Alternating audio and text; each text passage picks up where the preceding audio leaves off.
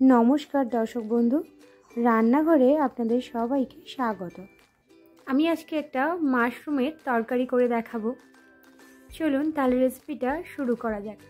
आमी माशरूमटा एइभावे टुकरो टुकरो करे केटे नियेछि। एइबार एकटा ससप्यानेर मध्ये आमी 1 लिटार जल दियेछि आर दियेछि 2 चामच नुन। एबार आमी ओई छाड़ानो माशरूमगुलो এইভাবে জলের মধ্যে দিয়ে দিচ্ছি।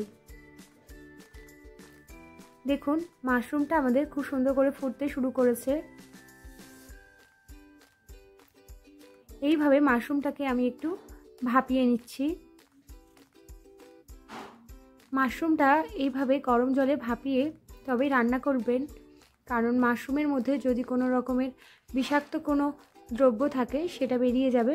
দেখুন মাশরুমটা আমি এইভাবে ভাপিয়ে নিয়েছি। আর নিয়েছি আমি একটা হলুদ ক্যাপসিকাম, একটা লাল ক্যাপসিকাম আর একটা সবুজ ক্যাপসিকাম, আর নিয়েছি একটা ছোট টমেটো। আমি এই সমস্ত সবজি ছোট ছোট টুকরো করে কেটে নিয়েছি। আর একটা পেঁয়াজ আর 6 কোয়া রসুন নিয়েছি। এবার একটা কড়াইয়ের মধ্যে আমি দিয়ে দিচ্ছি 4 টেবিল চামচ সরষের তেল। তেলটা গরম হলে আমি পেঁয়াজটা দিয়ে দিলাম আর একে একে সব ক্যাপসিকামগুলো এইভাবে দিয়ে দিলাম। এবারে খুব হালকা করে একটু ভেজে নিচ্ছি। দেখুন এভাবে আমি খুব হালকা করে একটু ভেজে নিলাম। আমার ভাজাটা হয়ে গেছে। এবার আমি দিয়ে দিচ্ছি রসুন বাটা।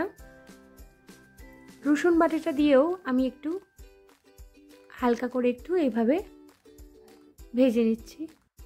আর দিচ্ছি 1/2 টেবিল চামচ জিরের গুঁড়ো, আর দিচ্ছি 1/2 টেবিল চামচ হলুদ, আর দিয়ে দিচ্ছি 2 টেবিল চামচ নুন।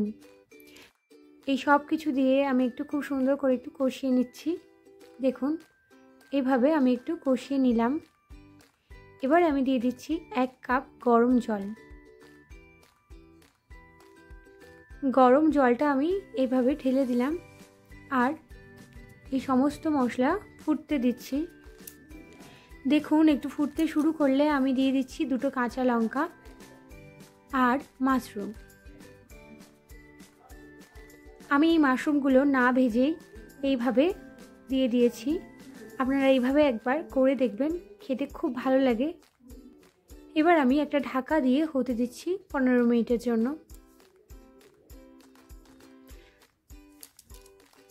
দেখুন 15 মিনিট পরে আমি ফিরে এলাম। আমাদের মাশরুমের তরকারিটা একদম রেডি হয়ে গেছে সার্ভ করার জন্য। দেখুন কত সুন্দর হয়েছে আর লোভনীয় হয়েছে।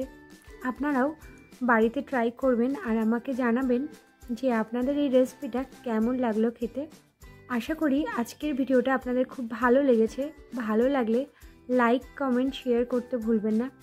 আর আমার চ্যানেলটাকে সাবস্ক্রাইব করা অনুরোধ রইল। ধন্যবাদ।